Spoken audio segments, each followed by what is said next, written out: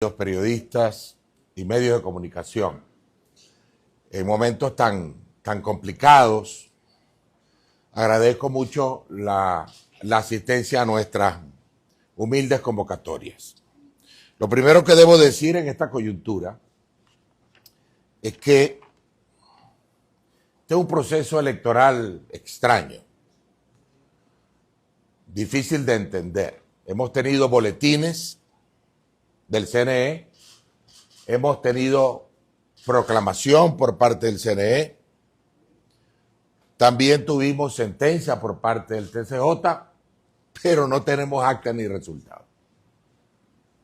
Es decir, tenemos un poco de cada cosa, pero no tenemos lo importante, lo trascendental, lo que el pueblo está esperando, que es saber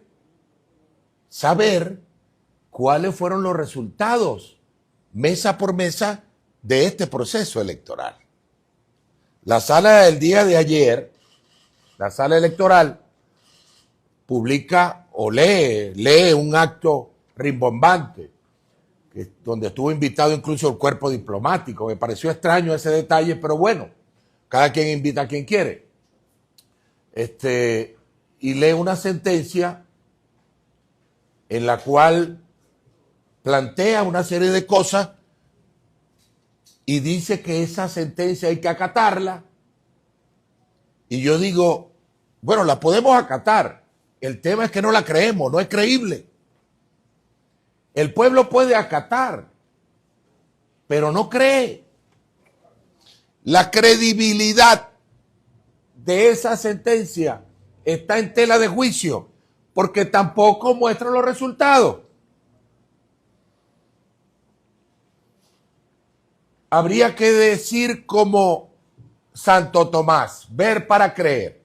Se nos quiere hacer ver que tenemos que tener fe. Así alguien lo decía ayer, hay que tener fe en las instituciones y por lo tanto todo lo que diga la institución es santa palabra. Y yo digo no. Las instituciones son importantes, pero más importante es el pueblo y la Constitución. Las instituciones son importantes y las respetamos. Nosotros concurrimos a la sala electoral cuando fuimos convocados. No concurrimos por motu propio, realmente. Concurrimos porque fuimos convocados por la sala electoral como parte. Y en función de eso hemos estado actuando.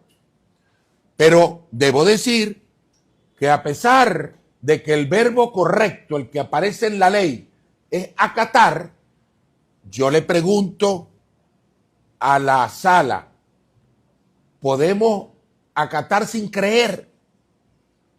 ¿Podemos acatar sin saber? ¿Podemos acatar sin conocer los detalles? Acatar pura y simplemente sin los detalles de por qué tengo que acatar. La sentencia certifica unos resultados y dice, certificamos los resultados que llevó el CNE para allá. ¿Cuáles? ¿Cuáles son los resultados? De tal manera que dice certificar un boletín. Aquí está pasando algo raro, ¿no? Porque hubo un hackeo. El hackeo pulverizó las máquinas aparentemente, pero las máquinas pudieron transmitir. Pero las actas no aparecen. Pero el boletín final sí. Y entonces el TCJ certifica el boletín final. Y yo vi por allí unos expertos, supuestos expertos en la televisión, viendo unas actas, pero ¿cuáles son los resultados de esas actas? Nadie lo sabe. Por eso yo digo que esta sentencia no es creíble. Sí, puede ser acatable y usted le pregunta al pueblo, ¿usted acata? Claro, pero ¿qué fue lo que pasó ahí realmente? ¿Qué fue lo que pasó ahí realmente? Porque en la figura del acatamiento hay un chantaje. Si no acata, va preso. Pero ¿y si yo no creo en eso? ¿Cómo hago si no creo? Esta sentencia agrava la crisis política. Y la agrava porque no es creíble. Entonces, el pueblo tiene la duda de por qué el Tribunal Supremo de Justicia es capaz de certificar unos resultados que el pueblo no conoce. La crisis política que traíamos ya años y años y que queremos acabar todos los venezolanos para poder trabajar en la economía y disminuir la crisis social, esa crisis política hoy está peor que antes. La elección no solamente no fue una solución, sino que se convirtió en un problema importante para los venezolanos. Y yo creo que todos tenemos que reflexionar ante eso, porque todos llamamos a votar. Y el pueblo salió a votar. ¿Y de qué manera, por amor de Dios? ¿De qué manera votó? Y todos sabemos lo que ocurrió, pero entonces todo se enredó después, porque un grupo de irresponsables llamados rectores del CNE no dieron los resultados y dieron un boletín. Todo se agravó, se metió a la sala y no aclaró. Le dicta una sentencia que no aclara nada, no es creíble. Un proceso que fue mal llevado.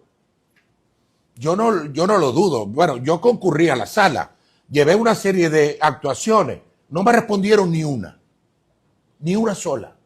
Incluso la recusación, que es delicada, porque cuando uno recusa a un juez, tiene que responderle, porque uno tiene derecho a decir, ese juez no es imparcial conmigo, porque es mi enemigo o porque es amigo del demandante. Yo tengo derecho a la recusación y tengo derecho a que se me responda la recusación desde el punto de vista jurídico. Y resulta ser que no nos fue respondida ni siquiera esa actuación. Pero llevamos otras actuaciones. De ningún documento que llevamos se nos puso el sello de recibido. De ninguno. De ningún documento se nos respondió. No nos dieron acceso al expediente. No nos entregaron el recurso que supuestamente introdujo el presidente Maduro. En la sala usurpa competencias del CNE al totalizar. Supuestamente totalizar. La sala viola su propia jurisprudencia, reiterada jurisprudencia en la cual decía que no se puede sustituir la labor del órgano electoral porque la sala tiene que ser alzada para dirimir controversias. Pues resulta ser que aquí la sala se pagó y dio el vuelto en relación a todo esto. Todo esto hace de un proceso viciado. Y es un proceso viciado, y es importante decir esto, que al pueblo le preocupa, pero al gobierno también tiene que preocuparle. Porque el gobierno no es verdad, el gobierno del presidente Maduro, no es verdad que luego de todos estos acontecimientos está más fuerte, está poderoso. No, el gobierno está más débil porque hay falta de credibilidad y eso puede afectar su legitimidad de origen para el gobierno de Nicolás Maduro. De tal manera que yo sí creo que todos tenemos que preocuparnos, no solo por ser, también por parecer. Allí hay muchas dudas de lo que realmente ocurrió en la sala.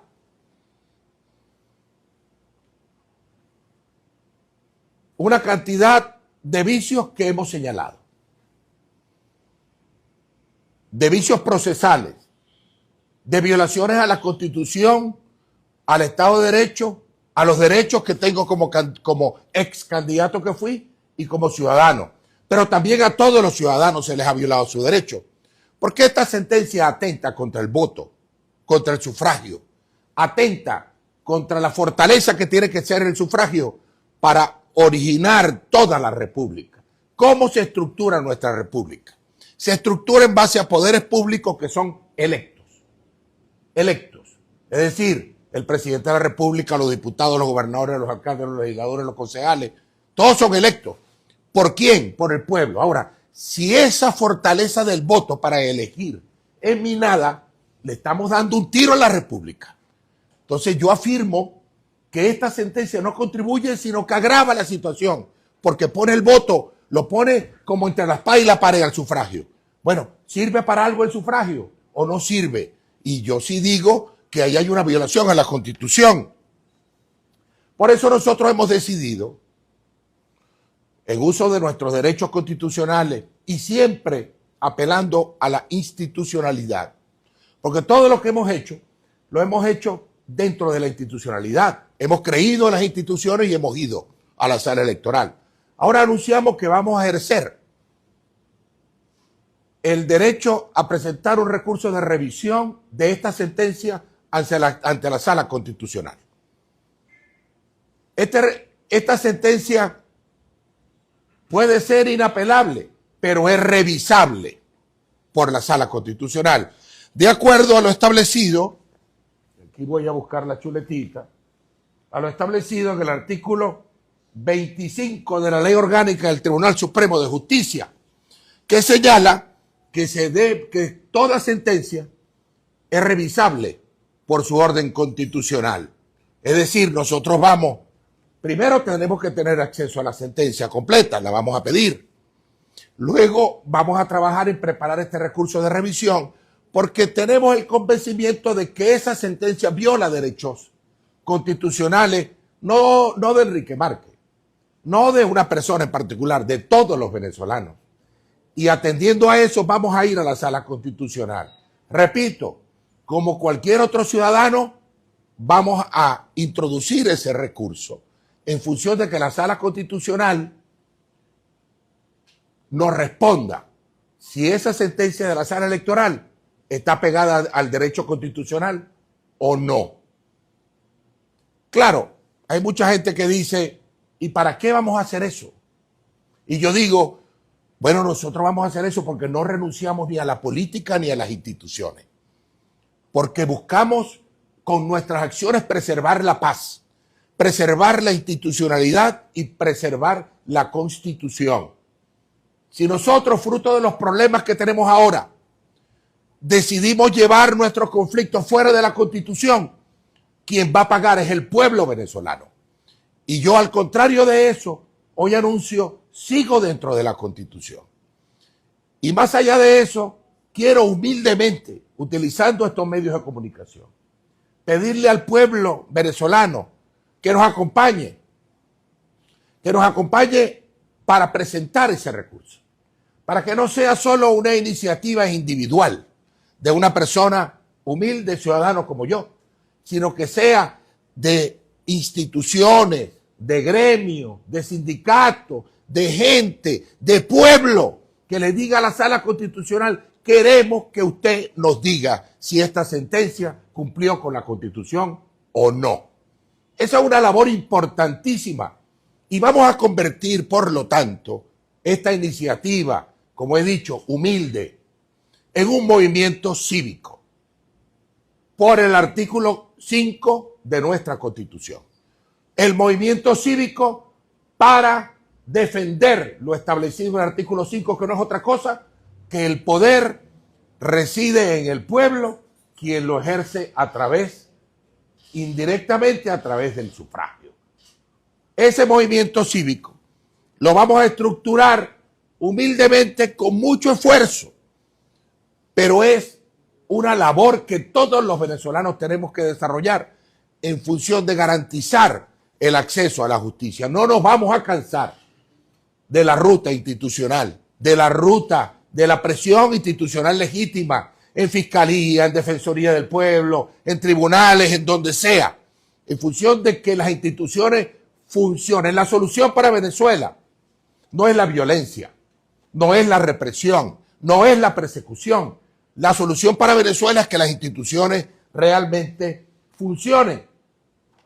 Ese movimiento cívico nos declaramos en trabajo permanente en su construcción, desde hoy mismo, con los abogados que nos han asesorado, con el partido centrados en todo el país, pero también con otros partidos y otras organizaciones, para poder darle forma a un movimiento que vaya a restituir. Como dice nuestro artículo 333, todo ciudadano tiene que trabajar en la restitución de la Constitución, pero nosotros queremos que esa sentencia se revise porque estamos trabajando en función de la restitución de nuestros derechos constitucionales. Y nosotros queremos trabajar precisamente en que se fortalezcan las instituciones. No vamos a contribuir a que se debilite.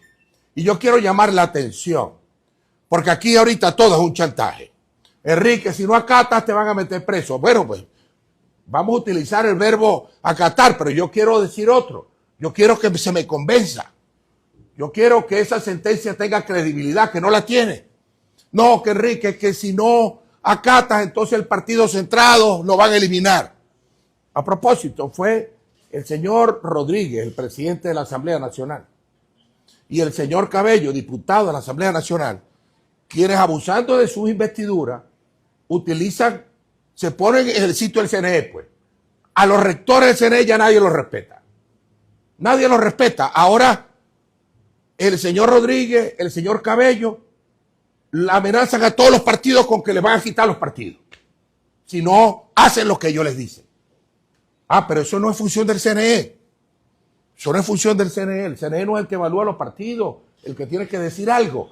Lo que es que el CNE, los rectores siguen hackeados. O sea, están calladitos. No dicen nada. Y entonces a mí me preocupan las amenazas, porque las amenazas de ese tipo destruyen las instituciones. Y yo llamo la atención, con respeto, con consideración a las investiduras de estas dos personas, que no sigan amenazando, que no amenacen, porque eso no... Imagínense usted un gobierno que se sostenga por sobre la amenaza, por sobre la represión, por sobre el terror. Un gobierno que dijo en el pasado que todo el poder para el pueblo y hoy se sostiene sobre la amenaza, el chantaje, la represión. No puede ser. Yo llamo la atención porque debemos todos poner de nuestra parte. Yo pongo de la mía, yo sigo en mi ruta institucional. Sigo en mi ruta institucional. Y llamo al pueblo a que sigamos en la ruta institucional, a que defendamos el voto, a que exijamos los resultados mesa por mesa y exijamos que la Sala Constitucional se pronuncie. Yo veo a quienes hoy nos gobiernan, frutos del nerviosismo. Los veo que se olvidaron de sus luchas originales. Se olvidaron de esas luchas. Cuando yo veo que hay 115 muchachitos presos, muchachitos quiero decir menores de edad. La mayoría de los 115 muchachos que están presos, menores de edad, es por un tweet que pusieron o un post en Instagram. La mayoría. Y están en una cárcel, fruto de acusaciones de terrorismo. Y yo digo, ese es el país que queremos construir. Esa es la lucha original, la lucha de este gobierno. ¿Cómo nació este gobierno? No nació de otra manera. No se les permite que los visiten. No pueden tener abogados privados. Cuando Hugo Chávez estaba preso, todo el mundo iba a visitarlo. Es más, tuvo abogados, pero muchos, un número importante. Esas instituciones de aquel tiempo le permitieron a este grupo tomar el poder. Funcionaron. Y ahora, entonces, nos olvidamos de todo eso y las instituciones no funcionan y le violamos el derecho a todo el mundo. Yo no estoy de acuerdo. ¿Y el pueblo dónde queda entonces? ¿Y la gente? ¿A qué costo? ¿Cuánto puede costar quedarse en el poder? ¿Cuánto puede costar eso? Imagínense el costo que se estaría pagando por quedarse en el poder por encima del terror. Aterrorizando a los muchachos, aterrorizando a la gente, que si no haces lo que te digo, te va a pasar algo. Te van a buscar en tu casa, te van a meter preso. Yo llamo a la reflexión y pido que cese la represión, que cese la represión, que se le permita a la gente que está detenida tener su abogado. Al fiscal general de la República le digo, vigile los derechos humanos, el debido proceso, el derecho a la defensa. No se está cumpliendo. 2,000 y pico de personas sometidas a un régimen de terror. Por amor de Dios. Creo que es importante que esto cese de inmediato. Finalmente, quiero decir que ojalá esto no sea otra oportunidad perdida. Yo llamo de nuevo a la reflexión. De nuevo a la reflexión al gobierno del presidente Maduro para que se consiga una solución política a esta situación calamitosa. mientras estemos como pulseando en una situación que el pueblo ve y dice esto no tiene solución, el pueblo lo ve y dice no hay solución, pues alguien tiene que construirla. El principal interesado debería ser el gobierno, porque necesita paz para gobernar, necesita tranquilidad, necesita institucionalidad. Pero yo declaro desde acá que nosotros tenemos mucho interés en construir esa solución política, como políticos, responsables con el país. Por eso vamos a la sala constitucional, por eso vamos a las instituciones y por eso vamos a estar haciendo propuestas para construir esa solución política. Propuestas concretas que nos vayan acercando cada vez más a una posibilidad de que se acabe esta pesadilla en la cual estamos viviendo, esta imposibilidad de resolver la situación. Nosotros nos ofrecemos para eso, vamos a estar haciendo propuestas, vamos a construir esto. Incluso desde la campaña lo hicimos, no me quiero extender más, pero desde la campaña recogimos una propuesta del presidente Petro, la que hizo, la del plebiscito. No tuvimos éxito, el gobierno no quiso. Pues yo espero que el gobierno quiera algo diferente a lo que está haciendo ahorita, que no le conviene continuar por ese camino. Nosotros vamos a insistir en una solución política, vamos a insistir en que se respete la Constitución, vamos a insistir en que se publiquen los resultados, vamos a insistir en nuestros derechos. Atento a sus preguntas. Ahora,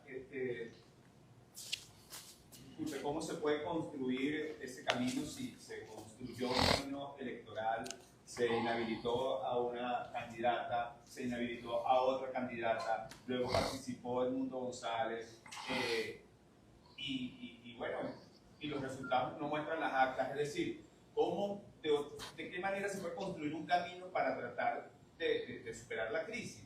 Con todo lo que ya se ha hecho, ¿qué más tiene que construir la oposición venezolana para poder salir de esta crisis? Y por otro lado, hay juristas que declaran nula la sentencia. ¿Cómo lo ve usted? Pues porque, por ejemplo, el decano de la Facultad de Ciencias Jurídicas y Políticas de la Universidad Central de Venezuela decía ayer que es nula la sentencia porque nunca hubo una impugnación por ninguna de las partes para que la sala electoral del Tribunal Supremo de Justicia se encargara de resolver eso cuando es una situación que la tiene que resolver el Consejo Nacional Electoral. Inicialmente debo decir que la perseverancia debe imperar en nosotros. Por más difícil que se vea obtener los resultados que queremos obtener, que es un país vivible, un país en el cual puedan volver nuestros familiares que se fueron, un país que pueda tener una economía normal, un país que pueda tener calidad de vida y bienestar para la gente. Por más difícil que eso parezca, tenemos que perseverar y hay un solo camino, la paz. La paz no es un objetivo que puedas lograr a través de cualquier método. La paz no se consigue con violencia. La paz es el camino realmente. Entonces yo sí creo que nosotros como venezolanos tenemos que organizarnos cada vez más y allí voy a responder. Yo creo que la oposición tiene que organizarse para este momento. Tiene que tratar de limar los obstáculos que existan para tener una unidad mayor y superior, no solo entre los partidos políticos, sino con la sociedad misma, en función de generar un movimiento cívico que se oponga a la arbitrariedad, que se oponga a la violación de la Constitución, y estoy segurísimo que vamos a obtener los resultados que tenemos que obtener, que no son otros, sino la paz y la tranquilidad de nuestro pueblo. Parece difícil, pero claro que lo es. Yo no puedo ocultarlo. Hay temor, claro que lo hay, todos tenemos un poco. Hay obstáculos, aparecerán 100,000, pero los pueblos lo han logrado, otros pueblos lo han logrado y nosotros lo vamos a lograr. Pero sin duda alguna, de salir esto en paz, no con violencia, no con persecución, sino al contrario, con convivencia y con tolerancia, a pesar de todo lo difícil que eso se ve. Esa es la ruta que yo planteo. Si alguien tiene otra ruta, que la plantee. pero es lo que yo planteo. Acerca de la sentencia, yo escuché las declaraciones del doctor Apitz. Él tiene, por supuesto, él es experto en esta materia. Yo me imagino que él tendrá alguna ruta a seguir y unas recomendaciones para seguir en caso de que se declare nula esa sentencia. ¿Cuál sería la ruta a seguir? Yo estoy planteando una con respeto. Yo planteo la revisión constitucional y la vamos a ejercer. Ahora, buscaré la manera de entender cuáles serían los mecanismos para accionar jurídicamente en el caso de que el precepto original sea la declaración de nulidad de la sentencia. Yo me imagino que habrá otro recurso que ejercer y yo me imagino que alguien lo estará trabajando. En este caso nosotros vamos a trabajar en el recurso constitucional de revisión de la sentencia a través de la Sala Constitucional. ¿Se ha comunicado con el resto de los dirigentes políticos de la oposición para que lo acompañen el día que vaya al Tribunal Supremo de Justicia? ¿Y qué le hace pensar que ahora la Sala Constitucional va a revisar este recurso que usted va a presentar cuando no revisaron la recusación que debían haberla resuelto antes de la sentencia? Bueno, no era la Sala Constitucional la que tenía que revisar la recusación. Tenía que revisarla la electoral. La Constitucional es otra sala. Yo le soy honesto, yo no tengo seguridades, pero tampoco tengo dudas de que ese es el camino. Es decir, es la única instancia a la cual podemos acudir y vamos a acudir en función de elevar la presión sobre la institución. Nosotros creemos que nos asiste la verdad cuando decimos que la sentencia 32 de la Sala Electoral viola la Constitución de la República Bolivariana de Venezuela. En el ejercicio de ese convencimiento vamos a la Sala Constitucional, por supuesto, a litigar, a debatir, a conversar, a pugnar por un resultado favorable para el país, pero por supuesto no sabemos con qué nos vamos a encontrar. Eso es algo que nadie sabe cuando se mete en un terreno de este tipo, pero lo vamos a ejercer. Lo vamos a ejercer a la par que lo que planteamos es que esa acción, humilde acción que proponemos, se convierta en un catalizador de un movimiento cívico de lucha por los derechos constitucionales, comenzando por ese, que es el derecho establecido en el artículo 5 a la fortaleza del sufragio como base de la República.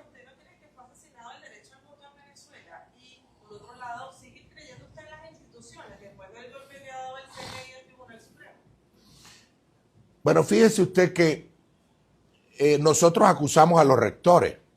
Yo los acusé ante la Fiscalía y pedí una investigación. No he recibido ninguna noticia de la investigación. Pero la investigación que solicité es por algo parecido a lo que usted dice. Pero los abogados que utilizan las palabras correctas no hablan de asesinato del voto. Hablan de una conspiración para destruir la forma política que se ha dado a la nación, que no es otra, sino el piso establecido por el sufragio. De tal manera que yo coincido con usted en que hay un ataque frontal contra la fortaleza del voto, del sufragio del venezolano, y por supuesto que ese está en el fondo de nuestra petición, que se revise la sentencia, porque no se está reconociendo allí al voto de los venezolanos. No queda claro qué fue lo que certificó la sala. No queda claro cuál fue el resultado, fue el que se certificó. Doctor Márquez, ante el Tribunal Supremo... Jorge Rodríguez de modificar, reformar la ley de partidos políticos, y qué se puede esperar, ya que usted todavía está optimista con respecto a la preservación de instituciones en Venezuela. Sí, reúno tu pregunta con la segunda pregunta de Beatriz. Mira, yo me imagino lo que vivió Nelson Mandela en Sudáfrica, ¿no? Yo no me comparo, por supuesto. Ese es un líder político de talla mundial. Ojalá y fuera nuestra guía en estos momentos. Cuando tuvo que enfrentarse a las instituciones del apartheid. Esas instituciones a las que existían. Y él las tuvo que enfrentar y tuvo que recurrir. Es más, él fue enjuiciado en esas instituciones y fue preso por esas instituciones. Y luego se valió de esas instituciones para arreglar el problema. Es decir, yo parto del principio que las instituciones son la base de la convivencia en una sociedad. ¿Y cuál es la institución más importante? La Constitución. Por eso salgo en defensa de la Constitución. Y muchos me podrán decir que no se puede confiar en las instituciones. Y yo voy a insistir, porque considero que es la única salida que puede construir la política. Nosotros reivindicamos la política con P mayúscula y reivindicamos la Constitución como marco para nuestra acción. Por supuesto que como todos los venezolanos tenemos dudas, tenemos inquietudes, pero vamos a insistir por ese camino porque consideramos que es el único camino posible para que el pueblo pueda expresarse y lograr resolver, construir una solución política. ¿Con quién? Con las instituciones vigentes de nuestro país. No pueden ser otras. Esas instituciones tienen que producir una solución política para el país. Con respecto, bueno, se ha dicho muchas cosas acerca de la ley de partidos políticos. Yo comparto que esa ley hay que cambiarla. Esa ley es de mitad del siglo pasado. Pero no es la dirección que está planteando el presidente de la Asamblea. Ojalá y abriera el debate. Ojalá y se diera un debate alrededor de cómo deberían ser los partidos. Porque lo que ha hecho el gobierno con los partidos no tiene nombre. Voy a poner un solo ejemplo. Partido Comunista de Venezuela. 90 y pico de años tiene, no sé cuánto es el pico, pero ya van para 100 años de vigencia y le quitaron la directiva. ¿Esa es la forma de manejar los partidos políticos? No, yo sí creo que los partidos hay que fortalecerlos, no debilitarlos y no chantajearlos. Son instituciones de la sociedad política venezolana, igual que son los gremios, los sindicatos, que no deberían ser susceptibles de chantaje ni de persecución. De tal manera que yo abogo, sí, ¿por qué no decirlo? Vamos a debatir sobre la ley de partidos políticos. Vamos a hacerlo, pero vamos a hacerlo para mejorar, no para retroceder a sociedades con un partido único, a sociedades sin política. Yo creo que esto lo resuelve la política, con P mayúscula. Hay que insistir en la política. Ante la iniciativa de colocar la revisión ante la Sala Constitucional, de no tener respuesta, ¿cuál es el paso a seguir? Bueno, esperemos llegar a ese puente. Yo creo que tenemos que concentrarnos en cada paso con toda la fuerza y proseguir y proseguir. Esto no tiene una receta. Esto no tiene paso 1, paso 2, paso 3. Esto hay que irlo improvisando porque Venezuela nunca ha estado sometida a esta situación en la que está sometida actualmente. Nunca. Y los políticos que estamos en ejercicio, nunca hemos estado en esta situación. De tal manera que tenemos que aprender de los casos que han ocurrido en el mundo. Tenemos que escuchar al pueblo y tenemos que diseñar una ruta que sea segura para el pueblo. Yo sí le digo a mi pueblo de Venezuela, no queremos más presos. No queremos más presos. No queremos que nuestros muchachos estén presos. Vamos a enrutar todo esto por la vía absolutamente pacífica, por la vía no violenta, de tal manera que se produzcan los cambios como se tienen que producir, pero eso sí, con la voz unánime del pueblo. Así como habló el 28 de julio, que siga hablando el pueblo. Y eso hace que sencillamente los cambios se vayan generando, se vayan produciendo, porque es insostenible una situación de un gobierno al cual el pueblo ya no lo quiere. Ahora, este autogolpe no pulveriza las instituciones. Bueno, puede intentar pulverizarla. Yo planteo rescatarla. Yo planteo acudir a ella. Las instituciones no son acero, concreto, el papel de la ley que la sustenta. Las instituciones son carne y hueso. Carne y hueso. Es la gente que las construye, es la gente que está allí. Y la gente que está en las instituciones sabe lo que está pasando.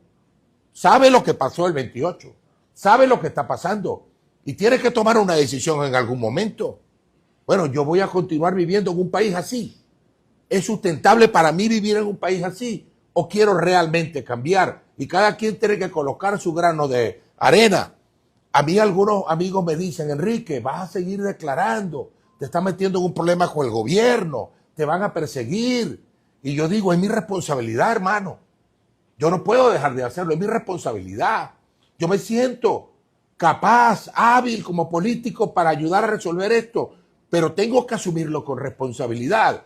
Entonces, así como ustedes como periodistas asumen los riesgos que asumen porque los conozco y ejercen su profesión, a trocha y mocha, los políticos tenemos que hacer lo mismo, pero también quienes están en las instituciones. Hay que exigirles que cumplan con la Constitución y con la ley. Ese es el trabajo que yo planteo que hay que hacer. Usted habla de chantaje y dice que está prácticamente contra la pared y ese es el modo en el que el gobierno ha decidido proceder. Pareciera que las declaraciones ayer de Jorge Rodríguez apuntan a que la permanencia de otros funcionarios en el cargo dependa o no del reconocimiento de su tercer periodo presidencial. Bueno, no debería preocuparle eso al diputado presidente de la Asamblea Nacional. ¿Por qué le preocupa que lo reconozcan si ganó? O sea, yo creo que ahí hay un contrasentido. Porque ya lo proclamó el CNE. Lo reproclamó la sala electoral. ¿Qué quiere? ¿Que el pueblo se arrodille y vaya de rodillas a la Asamblea a decir que acata? No, no. Ahí están los actos y están las consecuencias de los actos. Yo estoy planteando un derecho constitucional que en lo personal tengo de recurrir a la sala constitucional para que se revise esa sentencia. Lo voy a hacer con fe, con fuerza, con convencimiento. Pero bueno, aquellos que quieran ser reconocidos tienen que actuar para ser reconocidos. Pero no es con el chantaje. Yo llamo la atención. Imagínate tú que yo tenga que chantajear a un muchacho para que me pida la bendición. No, usted me pide la bendición, si no lo meto preso. No, la bendición es amor, ¿verdad? Es compromiso en la familia. El reconocimiento del pueblo a un gobierno tiene que ver con la afinidad con el gobierno. Ahora, cuando un gobierno no logra reconocimiento y no lo logra porque el pueblo tiene dudas de su legitimidad o porque tiene dudas acerca de las cosas que han ocurrido, ¿quién tiene que aclarar esas dudas? El gobierno. El gobierno, el ejercicio del poder, tiene que aclarar las dudas. Yo todavía no entiendo cómo los rectores del CNE no han vuelto a sesionar para aclarar la situación. No entiendo. Porque la conmoción de la cual se habla, en el cual está el país, tiene su origen en esos 5 señores. Perdón, 3 señores y 2 señoras que están allí. Y no dieron respuesta. No dieron respuesta. Yo planteo, mira, ese CNE no puede seguir, por amor de Dios. Pero si no hace nada y nos ha metido en este problemón. Entonces yo sí creo que el que quiera reconocimiento, que busque reconocimiento. ¿Usted ha tenido alguna comunicación en esta coyuntura o después de la sentencia del TCJ con los presidentes, por ejemplo, de Colombia, de México y de Brasil, que han estado liderando esa iniciativa de mediación o con cualquier otro actor de la comunidad internacional ha discutido y hablado sobre la situación que se está presentando actualmente en Venezuela? Hemos tenido contacto principalmente con sus embajadores en Venezuela, pero no hemos tenido el contacto directo con la casa presidencial de cada uno de esos países. Esperamos tenerlo, ¿por qué no? Porque creemos que son países, primero, hermanos de Venezuela, segundo, ideológicamente afines con la izquierda latinoamericana, que tiene que ver con el origen de este gobierno. Entonces, por lo tanto, deberían ser escuchados por el gobierno. Y yo sí creo que hay que buscar apoyo internacional para que el gobierno entienda que tiene que solventar el problema apegado a la Constitución. Y yo sí estaría dispuesto, por supuesto, a esas conversaciones. Ojalá y Dios me bendiga con esa oportunidad. Quería preguntarle, usted fue vicepresidente del Consejo Nacional Electoral y habla de la responsabilidad de los 5 rectores, pero hay un rector principal que no está, que no aparece desde el 28 de julio, que no ha firmado en las decisiones posteriores que se han dado desde el Consejo Nacional Electoral y que tampoco estuvo presente el día de ayer. ¿Cuál es la metodología que debería ocurrir también dentro del Consejo Nacional Electoral para poder funcionar como un cuerpo colegiado ante la ausencia de Juan Carlos del Río? No, puede funcionar. Con 3 rectores se puede funcionar. 3 de 5. Todas las decisiones del CNE se toman por mayoría simple. De tal manera que 3 rectores pueden hacerlo. Ahora, es cierto que el rector del Pino anda en una situación indefinida, ¿no? Pero es que ningún rector ha dado la cara. No solo él. Ninguno ha dado la cara, ninguno ha explicado. Entonces yo sí creo que la exigencia es completa. Por eso incluso me sometí a algunas críticas de algunos amigos de la oposición que me dijeron: no incluyas a Del Pino en la denuncia que estás haciendo ante la Fiscalía. Y yo lo incluí porque es una oportunidad también para que explique qué es lo que ha pasado. Para que explique por qué él no ha estado de acuerdo en los actos en los cuales se ha desarrollado el CNE. De tal manera que sí, yo creo que él debería explicar, como todos los rectores, no solamente él. No lo personalizo. Creo que en este momento todos tenemos que cumplir con nuestra responsabilidad. Es lo que yo intento hacer. Ahora, ¿hacer comunicado con los otros líderes de la oposición? Lo que me preguntaba, sí. Siempre hay conversaciones, pero yo creo que debe haber más. Debe haber más en función de unificar camino a seguir en este momento tan difícil, porque como he dicho, este es un camino inédito para Venezuela. Y creo que tenemos que ponernos a la altura todos y dejar las aspiraciones individuales y construir un camino compartido. Considera que no hay claridad en la ruta a seguir, en este medio de esta situación no hay claridad en la ruta a seguir de la oposición, por eso se está llamando a unificar. No hay claridad. No, yo creo que es lógico que no haya, porque es una situación muy difícil la que nos ha puesto el CNE, el TCJ y el gobierno. Y nosotros estamos planteando algunos movimientos en función de afrontar el momento. Pero yo sí creo que la sociedad completa tiene que reflexionar alrededor de qué camino es el que debe seguir. Yo estoy planteando uno y en las preguntas que he recibido veo las dudas acerca de ese camino, las cuales yo respeto esas dudas. ¿Usted sigue creyendo en las instituciones, señor Márquez? Y yo digo, sí. Y como sigo no creyendo en las instituciones, creyendo en la potencialidad de las instituciones, voy a insistir. Esa es una ruta que yo planteo. Ahora, hay otras rutas complementarias que se pueden hacer. Bueno, vamos a discutirlas. Yo creo que la sociedad en completo, no solo los partidos políticos, tienen que una voz en este momento. Porque en momentos como este, las sociedades deben unirse, en este caso, por lo más importante, que es la Constitución, las reglas claras para nuestro país. La última vez en rueda de prensa, yo le preguntaba ante la eventualidad de una sentencia y este pronunciamiento, y usted decía que la Constitución también asiste a no reconocer cuando se contraviene lo que establece la propia Constitución, y mencionaba, incluso con temor, el artículo 350. Sí, con cierto temor, sin duda, porque este es un artículo que es muy complicado a veces incluso de leer. Pero yo, ya que me lo pregunta, yo lo estoy buscando, espero no tardarme mucho. No, por aquí está. Aquí está cerquita ya. El 333 primero. Porque en estos artículos está contenido el tema de la defensa de la Constitución. El 333 dice así: esta Constitución no perderá su vigencia si dejare de observarse por acto de fuerza o porque fuere derogada por cualquier otro medio distinto al previsto en ella. En tal eventualidad, todo ciudadano investido o ciudadana investida o no de autoridad tendrá el deber de colaborar en el restablecimiento de la efectiva vigencia. Es decir, que tenemos un deber como ciudadanos de colaborar en que la Constitución se restablezca si consideramos que ha sido derogada en alguno de sus artículos. Allí está el corazón de lo que estoy planteando con el artículo 5 de la Constitución. Un movimiento cívico que busque, dentro de los canales institucionales, restituir la vigencia de ese artículo. Pero más allá de eso, el 350, mi abogado, que lo maneja mejor, lo escribió incluso en uno de los escritos, porque el 350 habla de que el pueblo de Venezuela, fiel a su tradición republicana, a su lucha por la independencia, la paz y la libertad, desconocerá cualquier régimen, legislación o autoridad que contrarie los valores, principios y garantías democráticos o menoscabe los derechos humanos. Este es un artículo difícil de comprender, más allá de decir que el pueblo tiene derecho a decir, mira, esa autoridad que está allí no me representa porque no representa la Constitución. Yo no lo estoy planteando.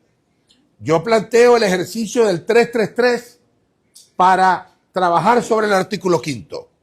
Y lo planteo como un movimiento cívico, en paz, no violento, en función de que podamos ir a la sala constitucional, defender ese artículo, pero también ir al encuentro del pueblo y explicarle de qué se trata.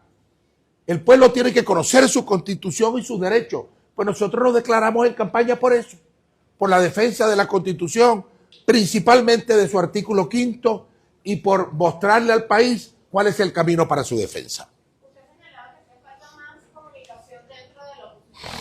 ¿De qué depende de esa más comunicación y qué está dispuesto usted a hacer, dar el primer paso quizás para mejorar la comunicación? Yo estoy dispuesto a todo, por supuesto. A todo.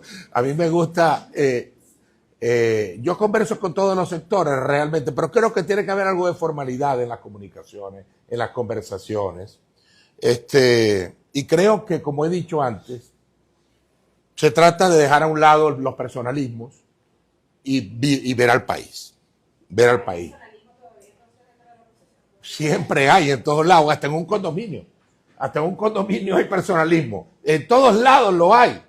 Pero cuando somos o queremos ser dirigentes o líderes de un país, entonces ahí tenemos que dejar a un lado eso. Yo siempre tomo como ejemplo a los líderes que tuvieron que luchar en los años 50 del siglo pasado, en los años 60, y construyeron un pacto para gobernar.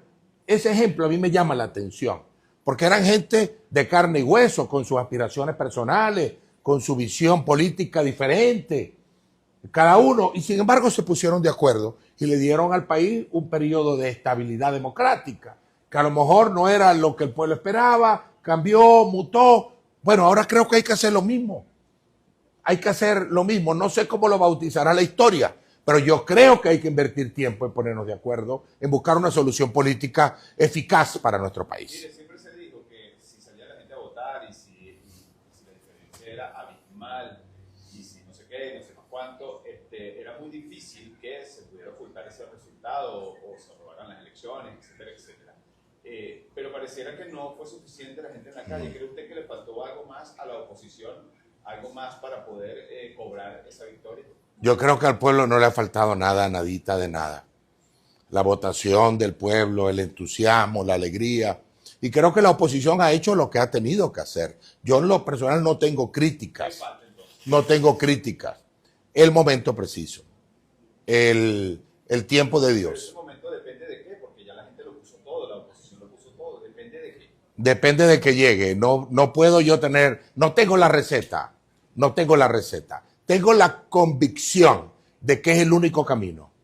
El único camino que existe es ese. Perseverar en esa ruta política, democrática y constitucional. Si perseveramos por ese rumbo, vamos a transformar a nuestro país.